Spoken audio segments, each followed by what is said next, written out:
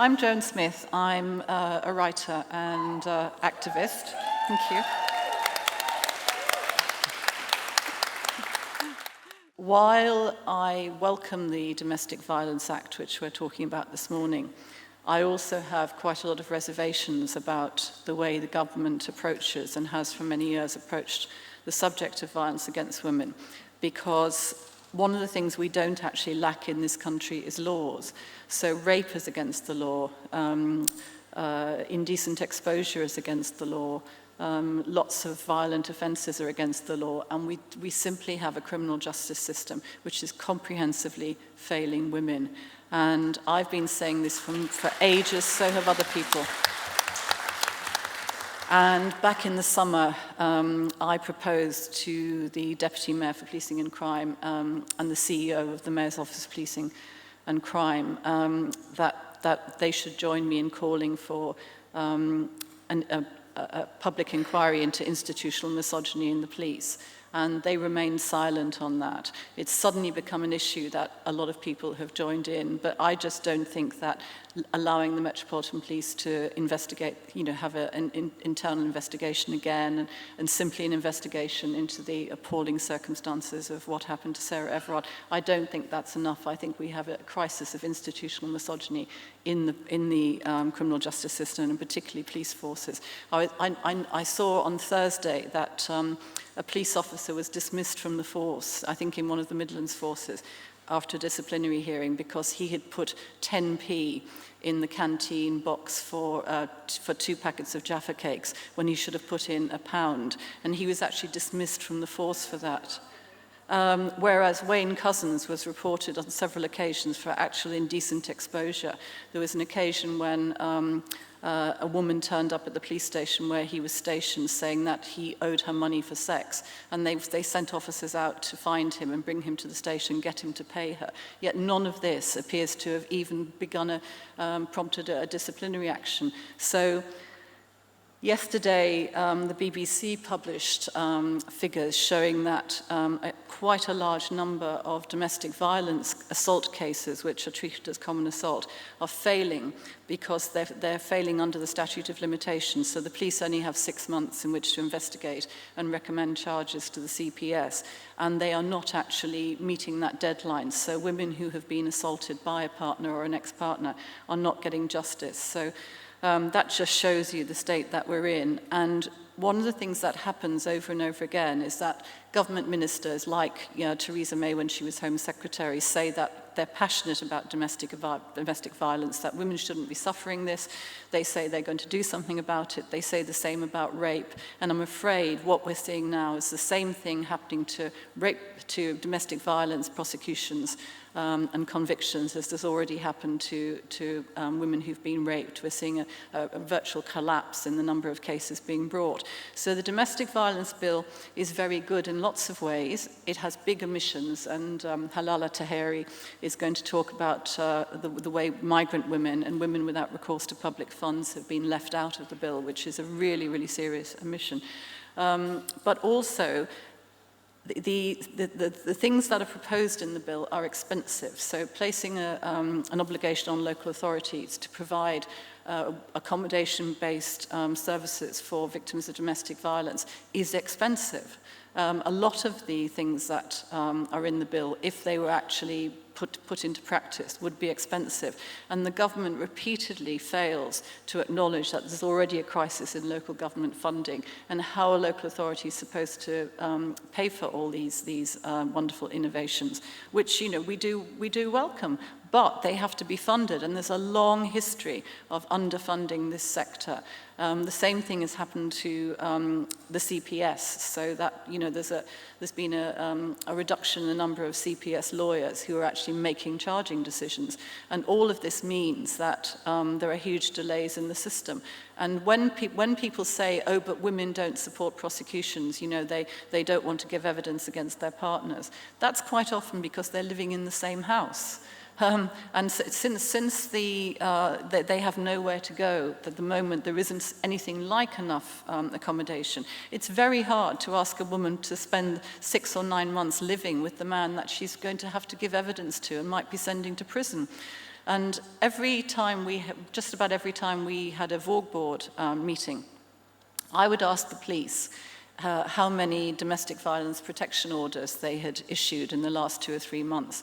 And they'd think about it and they'd say, about 29. And in London now, we have 151,000 domestic violence incidents in the rolling 12-month period, of which 95,000 amount to actual offences. And yet the police are not actually using the tools that they have. They've been able to use domestic violence protection orders for some time. And for those of you who aren't familiar with this, an officer can issue a notice requiring the perpetrator to leave the home. And then they have 48 hours to go before a magistrate to get an order banning the perpetrator from the home for 28 days. And that's really important because it gives the woman, the victim, and the children time to recover, crucially to get services, and actually to think about it away from the perpetrator. And yet they're not using those. And I see that the Domestic Violence Act introduces another type of domestic abuse protection order. So, you know, they fiddle around with this, but it's really hard to get the police to use the tools that are available already. So I feel like this about, you know, I'm very opposed to making misogyny a hate crime for quite a lot of reasons, and I talked about this on Woman's Hour on Radio 4 on Tuesday.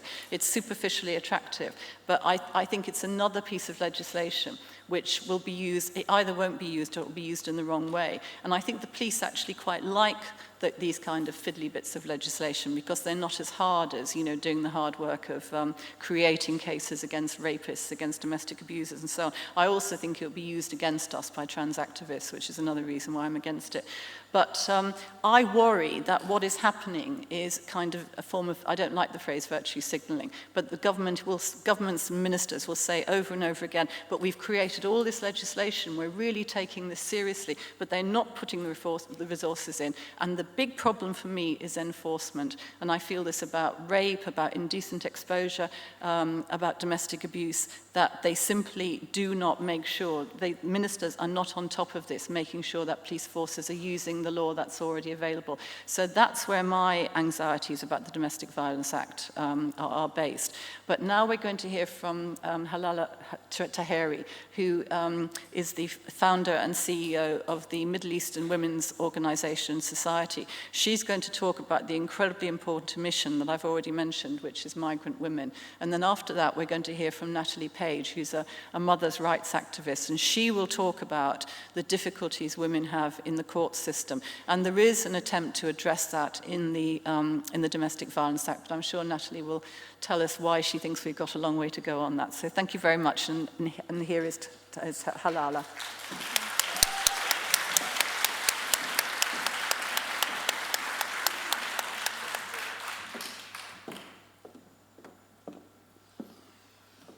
Hello, everyone.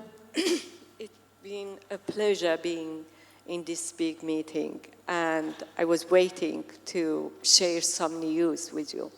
But I want to just starting from my journey, who I am. I'm a girl from revolution of Iran, 1979, when Khomeini came, and I was just 17 years old. I was rebellious, angry. I wanted freedom for my country, for women, equality for women, for my cities, Kurdistan, and then suddenly everything get dark in 10 years, a decade, a dark decade that no one in the world remembers, especially all Iranian women and men who are out. During the last 45 years that I left Iran, so I've been traveled 2 continents, 5 countries, as a migrant and refugee as well. And I've been seeing so many stories, and I was in the story that I've been welcomed, and I have been judged and not welcomed as well. I've been migrant in Iraq, Syria, and Turkey, while I was hiding myself, while I was struggling for escaping from the situation and find a better life for myself. But also, I reached to Sweden, when I was welcome, and gradually when I started studying and educating myself and fighting for those women from my community, so I could see that the differences. And I found it really, really hurting story in my life. After that, 2005, I came to England. I came to study here. But who knows, everyone can change their plan. So I'm staying for 16 years now here. And I am settled here. I'm proud. I'm British here. 45 years of experiencing being in different culture, living with different people, speaking different language with people, make me enough strong to decide that what I saw in my life, what it happened in my life, I don't want it to happen again with other women in my power.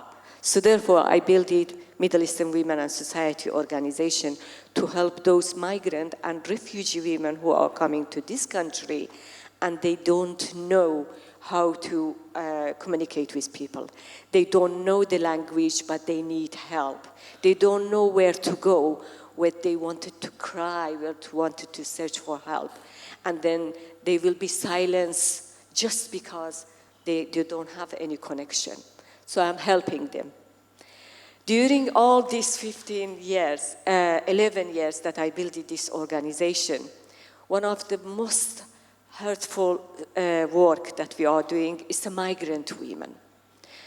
Refugee women who are applying for asylum, they have their own process, and then gradually they will settle. There is a lot of problem, especially domestic violence, the structures of the community, man's structures community that we have, an amount of abuse that is happening in our community is another discussion. But when you are migrant and you are not welcome and you will be judged and named by your title, undocumented woman, when you are a migrant woman who they call you by number, when you are migrant women and searching for refuge, and when refuge find out that you don't have proper paper, they say that she must wait in waiting list, and you are in the street. You are shaking. You are asking for help. Somebody take you because you run from perpetrator. This is totally different. That's why what we are dealing with those migrant women. In our story of those women who are coming to us, there is pregnant women who have been thrown out from the house because the husband doesn't want them anymore, because she's coming with spousal visa, or maybe in polygamous relationship. She was student, she find a man, and he lured him, and he said that I'm single, we can go to mosque and have a marriage as a nikah marriage. We live together, she get pregnant, or after a while, the woman find out that this man actually has a family, registered here, children, wife. And the reason that he is not helping these women with paperwork because it's a second wife, and in this country, second wife is not accepted. So therefore, from there, they are seeking help. If they dare, because so many women, they don't dare to come to ask for help. And the reason is because they are scared of deportation.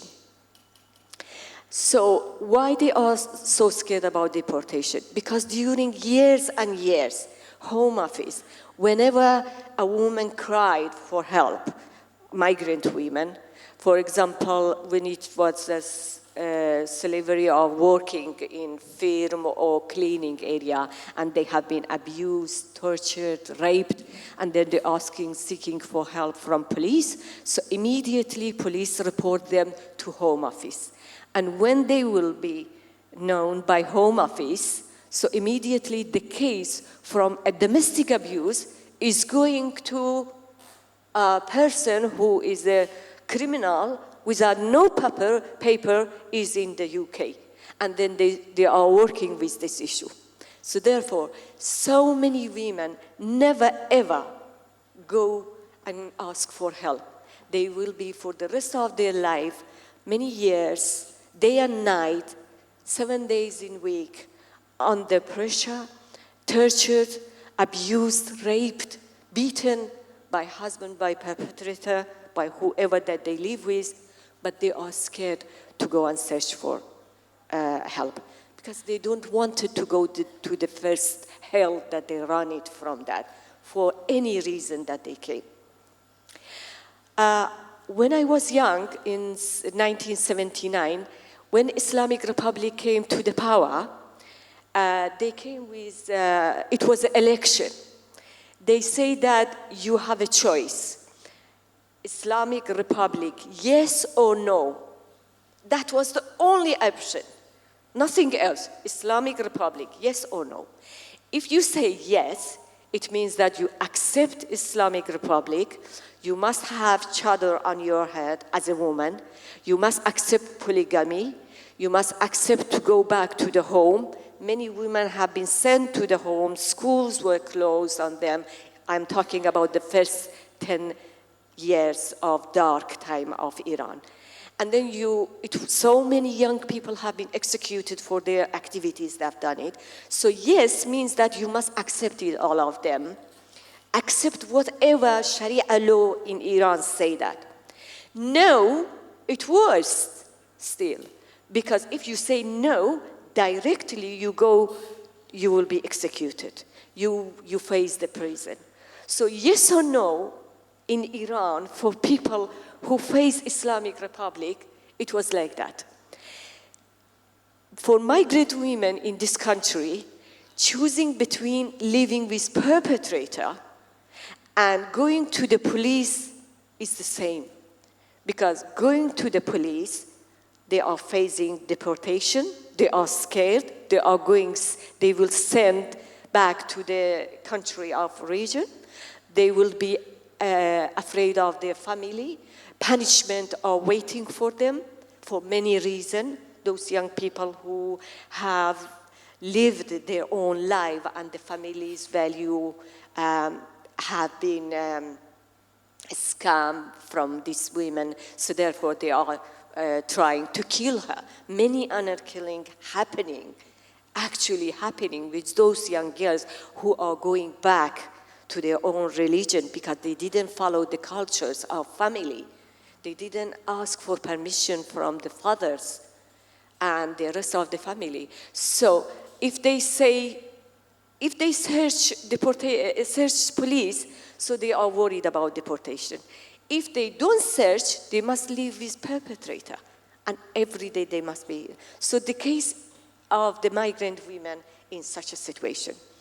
During the last 6 years, it's a big coalition of Step Up for Migrant Women, including MEWSo, who is in steering group. We are fighting to encourage Home Office that domestic violence bill must include migrant women. Why? Because they are working in this country. They are paying their taxes. They are living in neighborhood of us. Their children are going to the school. They are learning English. They are part of this country living here, and they deserve it to be supported by this law. But 4 times we have been rejected. And until this year, even by our fight, we make them to offer a pilot project, which pilot project is actually nonsense because they have enough evidence to show you that how much migrant women are under pressure and they should be supported by human rights law because we are bound to this law in this country. We didn't yet say that we don't accept it anyone in the, that has no paperwork. So therefore, this pilot project that we are working right now is going, and we, line by line, we are checking with Home Office to make it sure that out of this pilot project, we give it enough support for migrant women to be supported. We wanted, as a women organization, to guarantee those women that the police, we are pushing. We didn't win yet. We are pushing to encourage police do not report to Home Office when a woman coming and asking for support, when a woman coming and reporting a crime, an abuse. Still, we are not finding any way, but we are pushing still. Because this deportation is like a it's going under skin of every migrant woman. All of them are scared of this issue. So therefore, it's so important we make sure that police is in our side with women organization. And after that, we have courage to go to women and say that, don't be scared, report it. Come to us, go to the police, but don't accept those abuses anymore. So therefore, that's our fight. It's a day and night. During the COVID-19, believe me, and many other organizations, our organization, we were struggling to helping women in the street. They were shaking, they were crying on the telephone and say that, I don't know where to go. Please help me with my children. I just ran out from the house because I can't bear it anymore. And then we were in the street with them. We were outreaching, we were searching for refugees. Sometimes, by the risk assessment, it's not good. Sometimes, we took them to our houses because we really didn't want it, that they will stay in street in such a hard time. And refugees are full because of the domestic violence issue. But on top of that, if it's a migrant, it won't be accepted. And this is absurd. This is very hurting for organizations like us that we can see that those women. You know, we all are women. As far as we are living in this country, as far as we are sharing our value, our history, our neighborhood, our friendship, we are meeting them in step door. We are the same human. We shouldn't be treated differently. All of us should be treated equally. And two-tier system shouldn't be in our country, shouldn't be in our system. It's a 2021. We reached so many good things, but unfortunately it's reversing, and we must fight for them. But at least equality, solidarity, and unity, to be in one unit, that's what women of the world unite and show solidarity to those women who are here, and they are named like undocumented women. They are still are human. They are part of us. They are us, and we must support them. Thank you so much.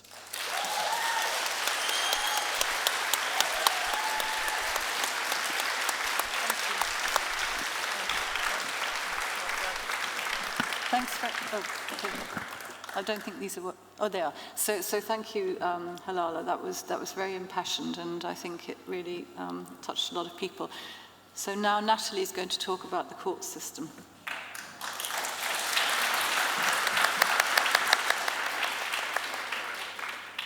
Hi, my name's Natalie Page, and I'm Director of Survivor Family Network and founder of #TheCourtSaid, which is the campaign for Survivor Family Justice.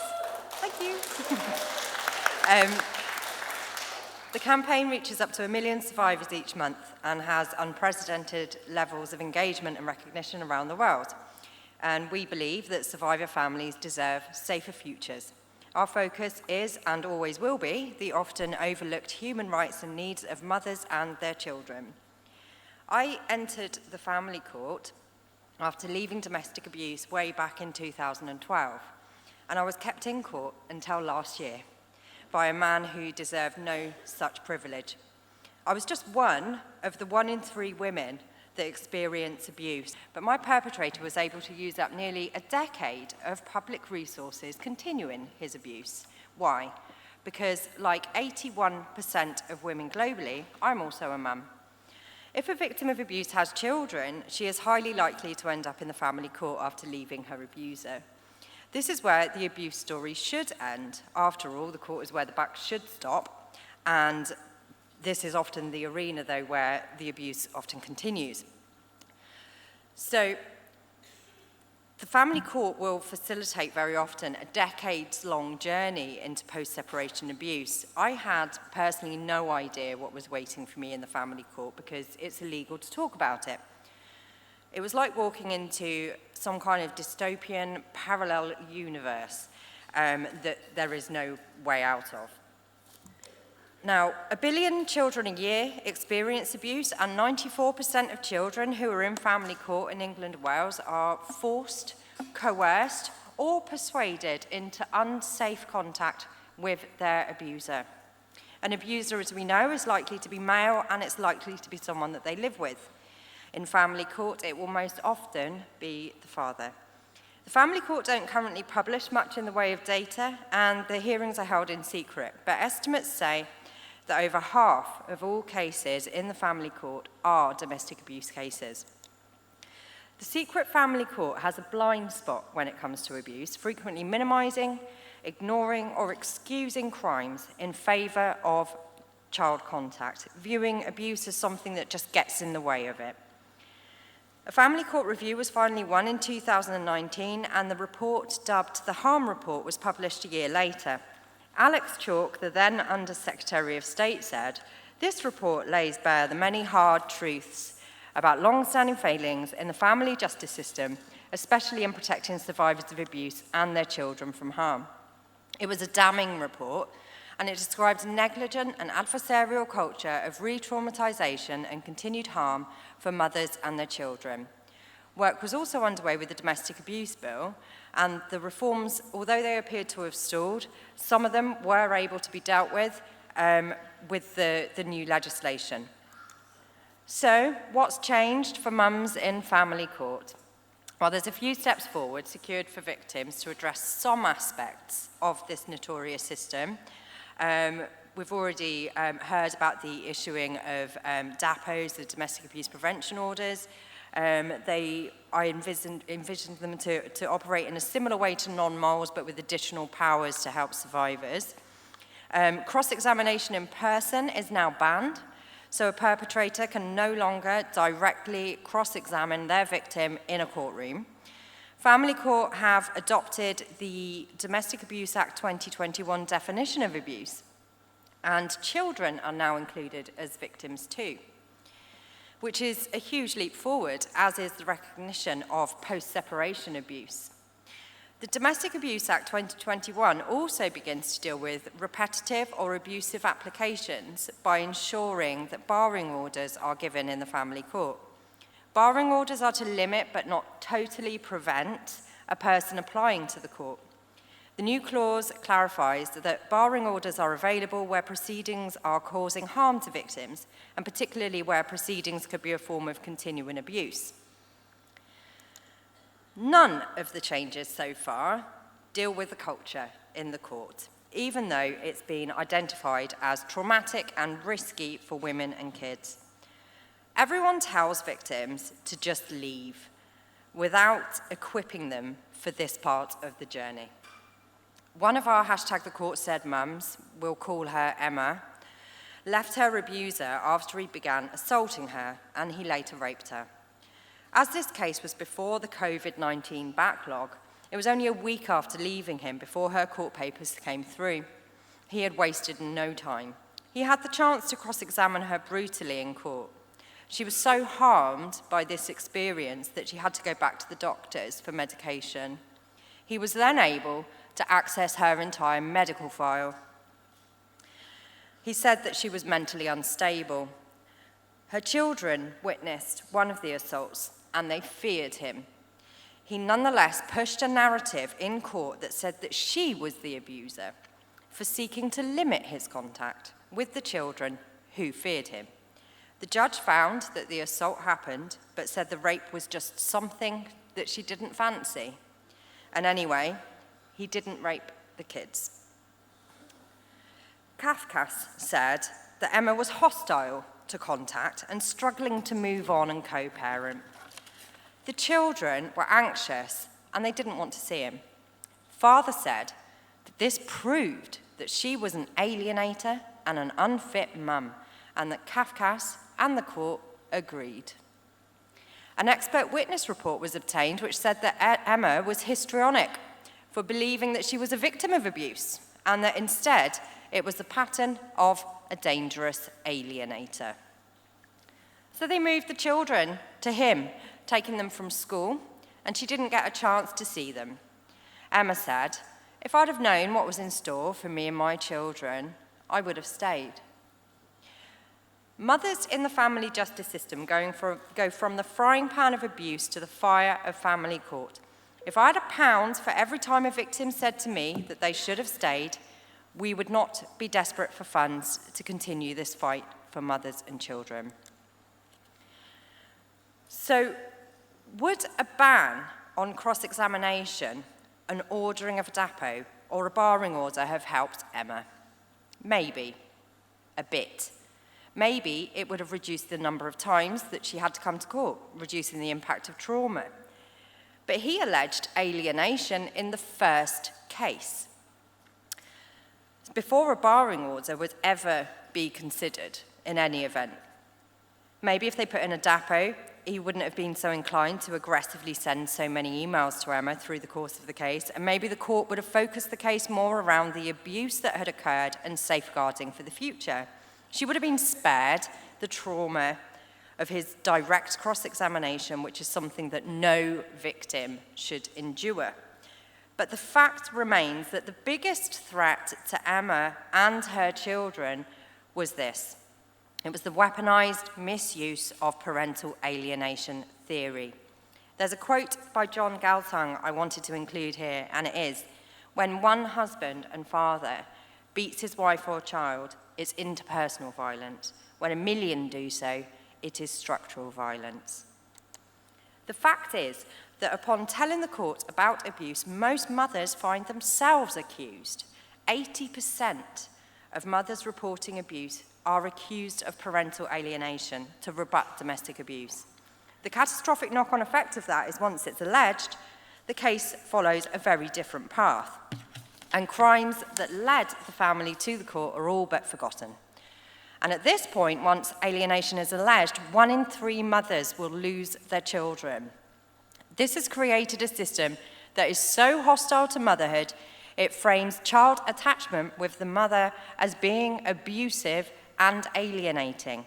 Breastfeeding mums are told to stop because it limits the father. If a so-called alienation expert is instructed, a whole report can hinge upon a mum's microfacial expressions or a slight inference from a child that they were aware of the abuse. And children who are frightened are described as manipulated, and mum is the perpetrator of that manipulation. The kids wanting to limit contact with someone who harmed them is framed as evidence of their hostility. Any time she wants to deal with his behaviour, that is considered her manipulating the process to limit him, which is considered abusive in and of itself. How the tables are turned against the victim with a weaponised PA allegation. The victim is in the most impossible catch-22 that says anything that she does is a manipulative action. And when a so-called alienation expert witness comes in, so does additional risk for the family. In July this year, I had the privilege of being a major contributor to the Channel 4 Dispatches film, Torn Apart, Family Courts Uncovered, which aired never-before-seen footage of enforced removals. This constitutes parts of the recommended treatment for parental alienation, and it is widely and openly recommended by prominent parental alienation experts because they feel it demonstrates the court's and the father's authority. Anyone who saw the film will know why I am saying this is barbaric. If you haven't seen it yet, it is on catch-up, and do go have a look. The footage obtained was of police removals of children who wanted to stay at home with their mum.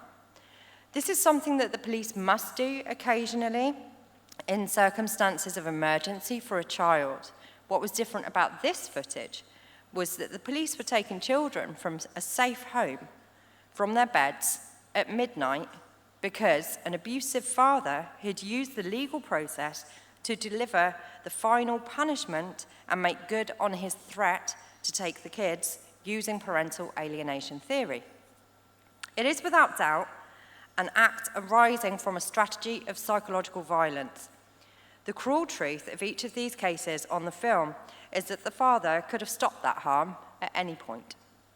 Instead, they chose to push the court further and further until they could destroy their victims. One mother on the film was taken to court to be accused of alienation 37 times by her convicted paedophile ex-husband. The court was only too happy to oblige. In recent years, we have seen a highly strategic, ultra-conservative assault on mothers' rights behind closed doors in the family court. Their mission is funded with massive amounts of money, and it filters through a robust network of not-for-profits and NGOs. They were established to increase fathers' rights, establish parental alienation as a criminal offence, and return to traditional family values. We are waiting to hear if parental alienation is included in the domestic abuse bill in the statutory guidance. If it is, this is a women's rights emergency right here in the UK. These groups also have a slogan, and their mission is to create a world in which every child has a 24/7 dad. Now, with publicly palatable messaging and images of fluffy fathers and DIY dads, they do have the listening ear of global governments and judiciary. Closer inspection reveals that there's no caveat to every child needs a 24/7 dad, because it's a 24/7 dad no matter what he's done. Okay, no excuses, no ifs and no buts. The father has paternalistic authority. This is their messaging. They are operating in other spheres, such as eroding democracy, rolling back women's rights in general, especially our reproductive rights. These guys are a global threat to society, in particular to women, and the billion children a year who have experienced abuse. Part of their strategy is to frame wanting to limit them in any way, even in an abuse case, as an abuse in and of itself. They also have been in receipt of record multi-million-dollar funding, the most ever given in history this year. The Pope's philanthropic message this year was also fatherhood, and the battleground for women's rights is often within the family. And this is part of a wider global ultra-conservative assault on human rights. Victims' rights movements need a boost in the face of this well-oiled opposition, and we need a feminist mothers' rights movement. We saw on the Channel 4 film that when kids get a 24/7 dad in the family court, they cruelly lose their mum. So, although the act is a step in the right direction, for mums in the family court, there is much more to do. Channel 4 dispatchers sent the UK's 46 police forces a Freedom of Information request to ask how many children have been forcibly removed by the family court from safe homes, and only 2 forces responded.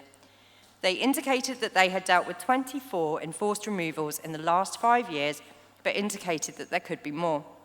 And 297 legal professionals were surveyed during the dispatchers' investigation, who said that they had witnessed 42 such enforced removals in the last 5 years. Last week, we asked the president of the Family Division how many children have been forcibly removed from safe homes, and he declined to answer, stating it was rare. We push for an investigation. We keep pushing for changes in every corner of the family justice system that hurts victims of abuse. And challenges exist with the judicial and societal attitudes to mothers who have experienced abuse. It is a structural challenge when a judge can say in a court of law that he doesn't know what you mean by coercive control, or that because you've left, the abuse is now cured, and it doesn't matter anyway. Structural challenges exist when we are legally forced into unsafe contact and our rights are invisible against his. If 94% of children are forced or coerced or persuaded into contact with someone who has harmed them, then so are 94% of mothers. Structural challenges exist when perpetrator rights are prioritised over victims' rights in law, society and culture. And challenges exist when the tabled reforms after the harm report, which are yet to be delivered, and important questions remain unanswered. We keep the pressure on to ensure that victims no longer have to endure repeated trauma and unsafe situations as a result of court decisions. Structural challenges exist when ultra-conservatives can derail justice with the use of thoroughly debunked theories 80% of the time. Parental alienation theory, when misapplied in abuse cases, prevents a horrific catch-22 for victims and silences children's voices. Professionals indoctrinated by this thinking, when they hear a child describing abuse, they don't say, "How can we keep you safe?" They say, "Your mother put you up to saying that." Structural challenges exist when children's wishes and feelings are translated to mean manipulation, and that this is upheld and enforced in a court of law. The president of the Family Division this week released a memo effectively banning the use of pseudoscience in the family court. The challenge is ensuring that every professional and every judge can recognise bad science like parental alienation theory and keep it well away from cases involving domestic abuse and children. Excuse me. The fact remains that the problem that brought all these families to court was domestic abuse. Structural challenges exist when victims are blamed for their abuse and told that they cannot be an effective parent on their own, that they need the abusive parent, even if it presents an unmanageable level of risk. Structural challenges are evident in the comment by a judge who justified his poor decisions with, "Domestic abuse isn't that bad," he said. "I give contact to rapists and murderers too." The blind spot in the system is that domestic abusers are often rapists and murderers too. So we can't co-parent our way out of abuse, even if it is state-sanctioned. So from womb to tomb across the globe, women are subjugated and blamed for their mistreatment by others. And mothers are probably the world's most exploited resource. Mothers have been fighting for their rights for centuries, yet you type mothers' rights movement into Wikipedia and the page doesn't exist. Type fathers' right movement into Wikipedia and you get a plethora of information. 81% of women are mothers, and we don't have a visible, funded mothers' rights movement. That's staggering. There are two types of people in this world, and that is mothers and their children. A crucial battle for modern feminism and campaigns like ours has emerged, and that's the battle for human rights, safety, security of mothers and children. And the court is where the buck should stop for domestic abuse cases and not where it's mandated to continue. If we are serious about tackling abuse, we must tackle the family court. Also, with ultra-conservative, anti-choice and anti-rights movements gaining significant traction all around the world, the focus on the family being a critical arm of their movement, the challenges, barriers, abuse, trauma and injustices will continue to dominate until we have a recognised global mothers' rights movement. Thank you for listening.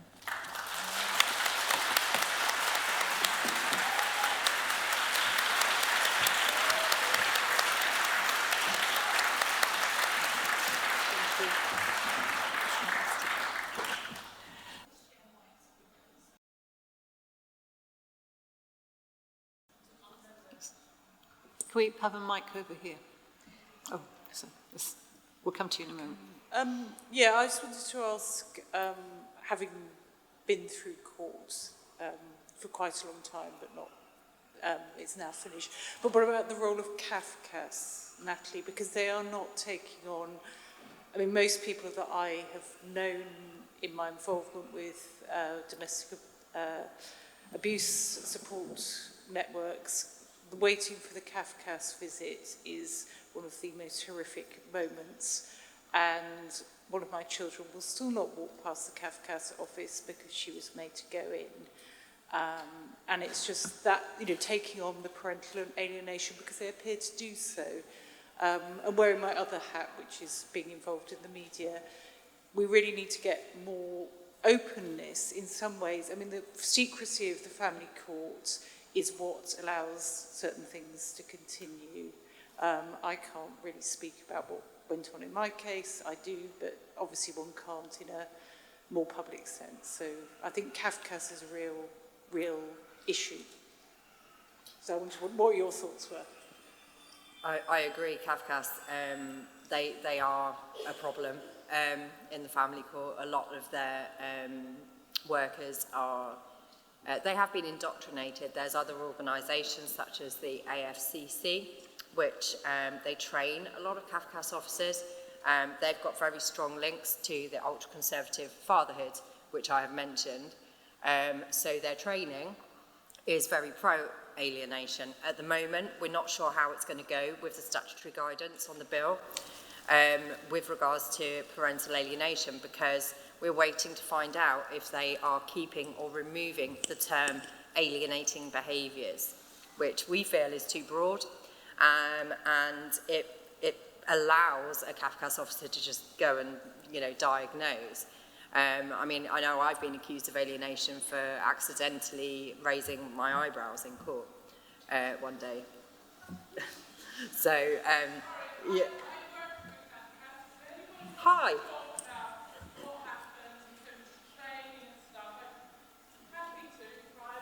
Brilliant.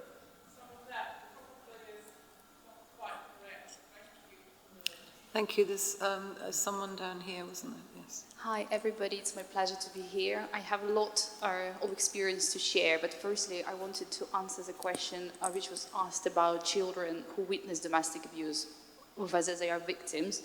I did raise that point in court in front of the judge, and she said, well, yeah, there is a law, but given you are self-representing and effectively you are unrepresented, how are you going to prove it? And I said, well, but if there is a law, surely there should be a way for you to accept it. And she said, I'm not quite sure, I'll think about it. And then she kind of paused for maybe like 10 seconds, and with a very ironic face expression, she said, no, just no. I think we should proceed with our father's position statement. And then she simply moved on. So on a practical level, I don't think it is being accepted, and the law is being frankly ignored in court. I've also a lot to contribute about parental alienation. I've been accused of, and my child was removed on emergency basis even before that was proven, just because our child's guardian decided that there is a high level of possibility and child is at potential risk of emotional harm, without any cross-examination, with breaches of all proceedings, and I was actually represented at that hearing, but that didn't help at all. Then a court-appointed psychological expert was involved with the case, and he actually did not diagnose parental alienation, because I did not say anything negative about the father. But then he said, well, I don't quite believe to what you just said. So therefore, he diagnosed me with a histrionic personality disorder. He did not follow any protocols. He's a clinical psychologist. It's a psychiatric diagnosis. And I'm currently in the process of fighting it. And the question comes from here. As I have seen from my own experience and experience from many other moms who have been sharing and supporting each other. And actually, I've spoken to you, Natalie, over the phone previously. You might not remember because I would recognize you have lots of people. But at the moment of time, I'm struggling to find clinical psychologists who could work for court to do family assessment who would not be pro-fathers. I've looked everywhere. I've looked everywhere, and actually, it has been really struggle. To me, if the expert is mentioning parental alienation in a CV, it's already a red light or a danger warning, not to use this expert. And I think that as women, we have already united on so many platforms, in Facebook and on other social media. But I think this is about time to actually join for more systemic union, I would say. And like organization Family Need Fathers, I must admit that I've joined that organization on a fake account as a male individual just to do a little bit of digging. And I must say that their network of support is really good. And funny enough, there is a lot to learn from them, I would say. And I think that this event is a good opportunity for women who are interested in not only supporting each other emotionally, but also pushing for real changes. I think we really need to unite, because at this moment of time, I've seen a lot of women who don't know where to turn with this. And in particular, I think that really a big hole we have, as I emphasized, with the psychological experts who are very anti-women. And what we don't need anybody pro-women actually, we just need somebody fair. Mm-hmm. I think what you're pointing to is a systemic problem, and I think at the heart of all of this, the problem of domestic violence, the problem of sexual violence, is that the criminal justice system is not set up to believe women.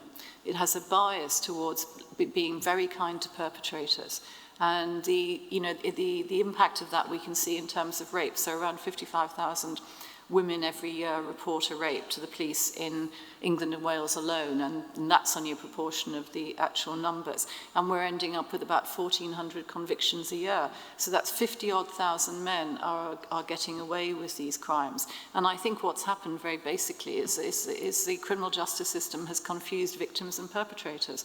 And women who make allegations against men, whether they're about sexual violence or domestic abuse, are treated with a most extraordinary degree of suspicion.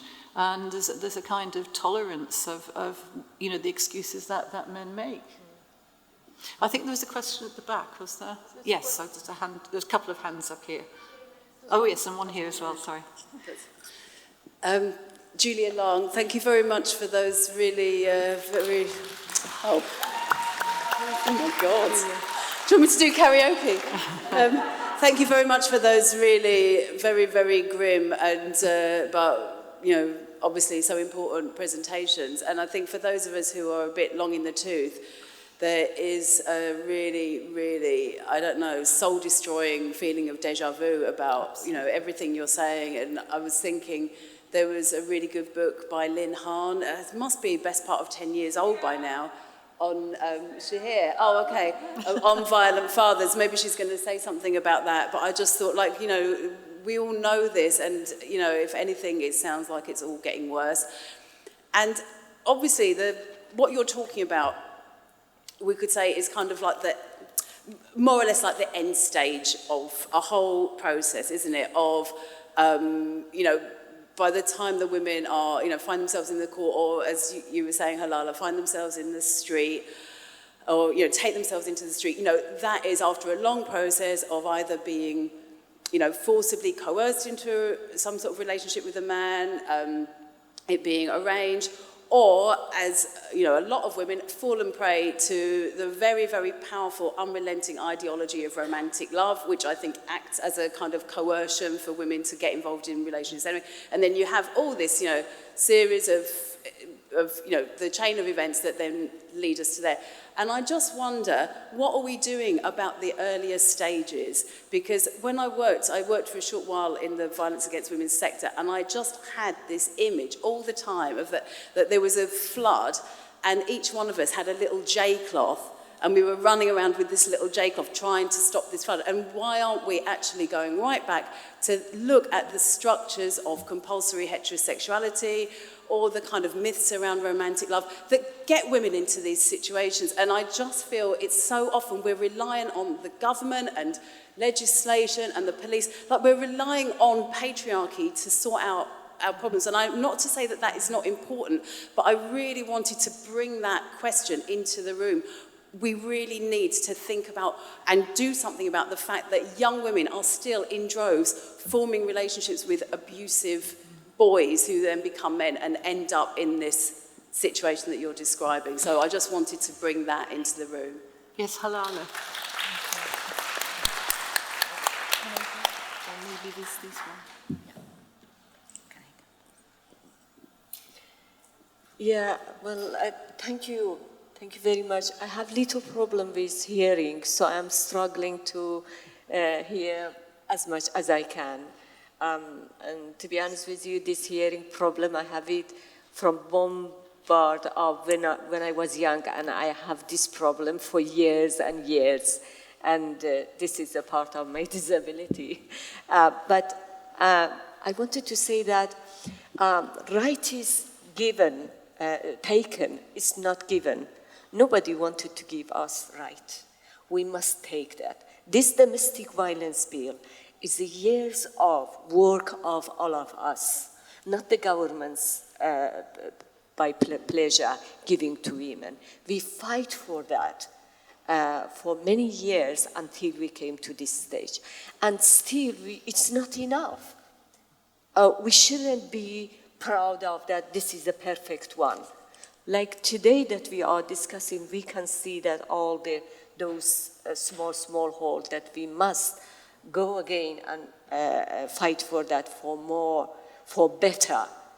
And then another thing is that even we have a law, if we women don't have control on this law, don't check it, don't work step by that, and leave it just for themselves, unfortunately, they will be step by step taken from us. Look at the human rights now. Look at Turkey. In Turkey, right now, they are coming out from the UN, convention, human rights convention, have been chosen there in their own city. Now they are coming out and say that we have our own right. And now women's movement in Turkey wake up and say that, what's happening in our culture, in our country? And now they are fighting, and we all are responsible as well. We must help them as well. It's right here. Domestic violence bill must be watched by us every day, in every cases. Otherwise, it's so easy that we judged, that step by step take it from us. Ironically, I wanted to take one case in migrant issue. In migrant issue, it's happening like that when a man is a criminal and women run and they have children, women and children both go to refuge. When they run, what the judge is doing that they put it, the child, choose the child that between two criminal people. Woman is criminal immediately, automatically, because she is a migrant. And the man is criminal because he was perpetrator, he beat wife, he tortured the child psychologically. And then at the end of the day, many cases, I am qualified social worker. I have been in contact with social services. I have been in court with those women. At the end of the day, they give it to the man because he is British. So look at that, this cruelty against this child. This child must go back to the father who is alcoholic, who is violence.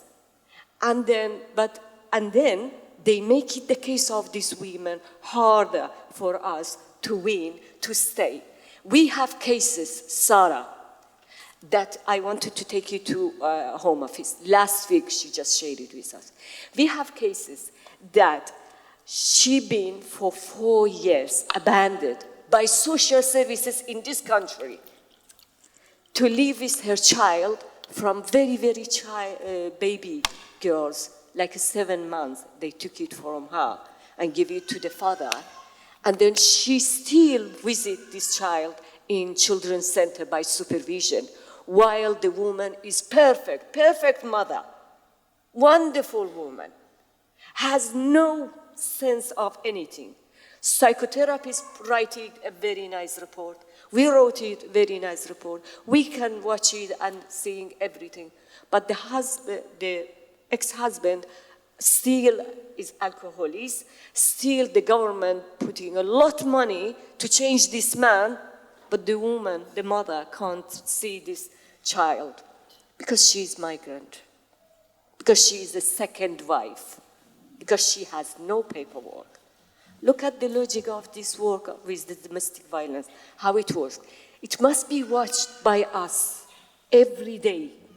Otherwise, we lose it, even this one too. Thank you. Thank you. I think there were a couple, well, there's several more hands up. Yeah. I've got a microphone. So Mine's that's on. okay. Yeah? Okay. Hi. Hello, everybody. I've worked in the violence against women and girls field for 35 years, and I'm still doing work around violence against women and girls. I know Joan, because we've sat on the boards together in London, and I just wanted to just look a bit, step back a little bit. I know what we've heard today is really awful and appalling, and it is the story of very, very, very many women. But I think that what we need to do is to look at what is happening so that we've got a bit of a better understanding of it in terms of the system and what's going on in the system. So, first of all, we absolutely know that there's systemic violence and abuse of women. We'd have to accept that that is the case. And we know that it happens in the courts, it happens in the police, and it happens in society. And we know that there are particular groups of women who are much more impacted by that because the state and other forms of the system are also against them because they're migrants or they're disabled or because they experience other kinds of oppression and prejudice.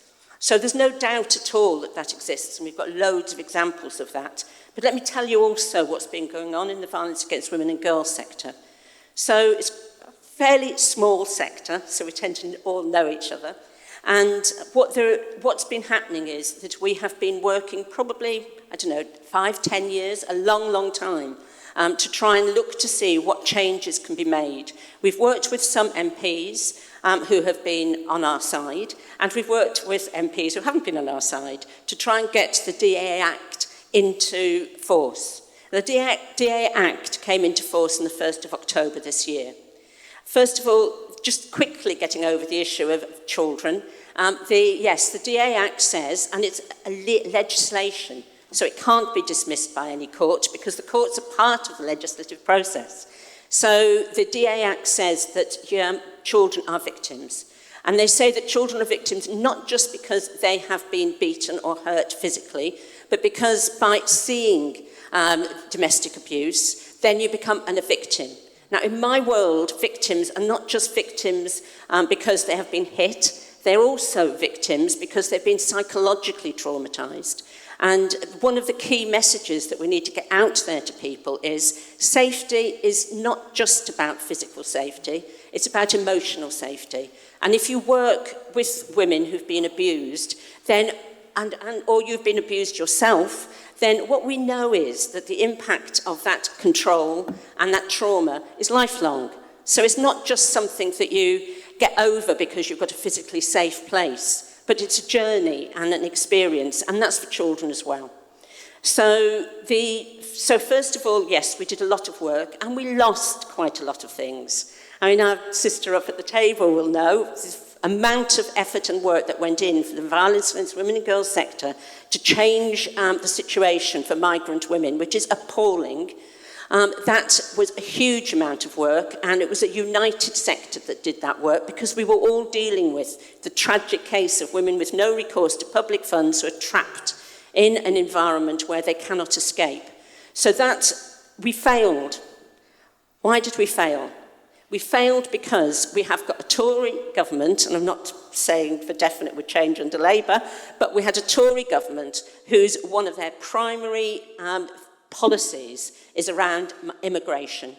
And because they do not want to see that anybody could come into this country, claim domestic abuse, and get benefits. I mean, it's ludicrous because we are talking about women who are beaten and hurt, and also women who are psychologically traumatized, and yet there's this blanket denial of that happening, or blanket disinterest in what to do about it. So the other area that the DA Act really was two other areas that the DA Act fails on. One is that it does not give, at the moment, the right to, absolute right to support if you've faced domestic abuse. So it does not give you the right to an advocate to help you through the system and to support you. You have to be at what's called high risk, which, as we know in domestic abuse, there's no such thing as high risk. Risk goes up and down. So there's a problem with that.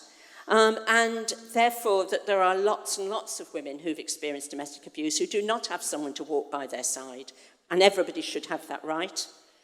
There's also a real tension in the domestic abuse bill about culture and about what that means. So I think Joan really pointed that out really well, that if we have more and more legislation, all we have is legislation that changes the situation for some people. But actually, it does nothing to change the culture, because the culture is still there, and the culture is one of blame, of shame, and also of thinking that perpetrators, who are very, very manipulative, are just another ordinary person, when in fact they're manipulative perpetrators who are able to manipulate the courts. So that whole culture, in the family court, in the police, in social work as well, there are many people in those areas who know this and who are trying to do something about it. And I think that what we need to do much more is to bring together all the people who agree that the culture needs to be changed and begin to work at that and make demands outside the system, not within the system only. We have to have a dual focus, and I think we've lost a bit of the focus on outside the system, on the streets and shouting about it. So I'd encourage everybody to get active. Thank you, Mary. That was inspirational. Question. Hi. I just want to say just a little bit. I mean, also, you know, one of the women who have been working on violence against women for many, many years, and especially for many, many years around the issue of child contact, which has just been intractable. Lorraine Radford and myself, we used to always talk about battery by the law, this way in which the men keep using the courts. It's something we've seen for years and years and years, and there are times when we've managed, you know, all of us to pull the issue back around year 2000. We got some good cases through. There was some good guidance at that time, but all that's disintegrated again. But one thing about the Domestic Abuse Act, I mean, there are a lot of problems, as we've heard lots about. One positive thing about it is the Domestic Abuse Commissioner. So unless the Tories decide to also change that individual to somebody who is one of their own, in their own image, at the moment, with it being Nicole Jacobs, at least we've got a champion, and we should actually use the Domestic Abuse Commissioner, who has the oversight of the Act, and at least she doesn't, you know, I mean, at the moment, that she doesn't take a gender-neutral stance and understands violence against women. But I also think we should use that office in terms of this issue around children as victims, because that is going to backfire enormously on us otherwise. Because all the structural issues, the misogyny, the fact that it's patriarchal system means that if children are seen as victimized, they're going to be seen as victimized by women, and we can see that absolutely in the family courts. We're going to have to use this bit in the Domestic Violence Act to try and, which is public, which is open, which we can talk about as a way to get into dealing with some of the stuff around the family courts. But I also want to just mention something that's just happened to me recently, which is, I think it's very parallel to what's happening around the discussion and fights around the trans, which is the way in which us working in universities there are attempts to pick us off as well and undermine and try and get us out of our jobs. I've been part of trying not to get, to stop parental alienation being in the statutory guidance. And my Vice-Chancellor was written to, because I had signed, and there was a lot of pressure, and I was taken, to task by my senior staff that I had been in there. But, obviously I argued that, of course I should be saying these things, and absolutely it's evidence-based that should not be in there, etc., etc. But I'm just saying we know they're very networked. Families Need Fathers, started organising in the early 1990s, and that whole movement is incredibly strong. They've been incredibly organised for a long time. This was a woman, supposedly, who wrote to our Vice-Chancellor, but they are very organised. My name's Lynn Hahn, who Julia Long just referred to, and I did a lot of research in the early 2000s on the power that violent fathers had in the family courts, and also about what was happening in their impact on children when they were allowed to have contact or forced to have contact. But by 2010, we had, as Marianne said, made some gains in which the concept and whole ideology of parental alienation was actually dismissed by Kafkas and by the family courts. And I'm horrified to hear that it's all come back, and how, in a way, how has this happened that parental alienation, which was once rejected, is now the main ideology around this. But the other aspect I want to say is that we did organise as feminists and as women who had experienced real problems in getting custody and preventing violent fathers from having contact with their children. For a long time, for many, many years, there was a campaign called the Best Interest Campaign, and there was also women who'd experienced with their children being forced to have contact, who organised, and there were programmes about it on Channel 4 and things. So I would agree very much that what needs to happen is that once more women need to organise against this and put pressure on the courts, because unless, as has been said, women actually do this, it will just carry on. Thank you. I think we've got one more here, and then I think I have to probably let you go because we'll start running late and you might not get anything to eat before the afternoon session. So, yeah, there's someone here. Hello, I'll try and be quick. So firstly, here in Portsmouth, obviously I can't name anybody, but here in Portsmouth this year, I was actually told by a judge, threatened 3 times in a row with a custodial sentence of up to 2 years if I didn't drop domestic abuse and child abuse allegations. That is what is going on in our courts. That's this year, 3 times in a row. He was later actually found to be domestically abusive and abusive to the children. But had I, at that moment, have, dropped those allegations, that would not have been found. And I think the biggest problem is that there is no transparency. How do we tackle that? We are not allowed advocates most of the time, Mackenzie Friends or domestic abuse advocates, into the court. How do we tackle that? I feel that we need to open up the courts. I'm not sure how we do it, but the media would have a frenzy about this. Feminists would stand up if we all knew. But how can we amplify those voices of the women that are going through that? And how do we tackle the family court secrecy?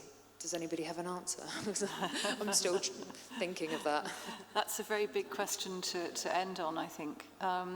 I just wanted to thank everyone who's come to this session today, because it's a very difficult subject and we've heard some very harrowing things, and I think this is, as someone said, I think it was Julia, that some of us have been involved in this for a very long time and have an awful sense of déjà vu. So thank you for coming. I hope it hasn't depressed you, but I think it is a very important subject, and I think a lot of interesting points have been brought up for us all to think about, and this is part of a continuing conversation. So thank you everybody for coming. Thank you.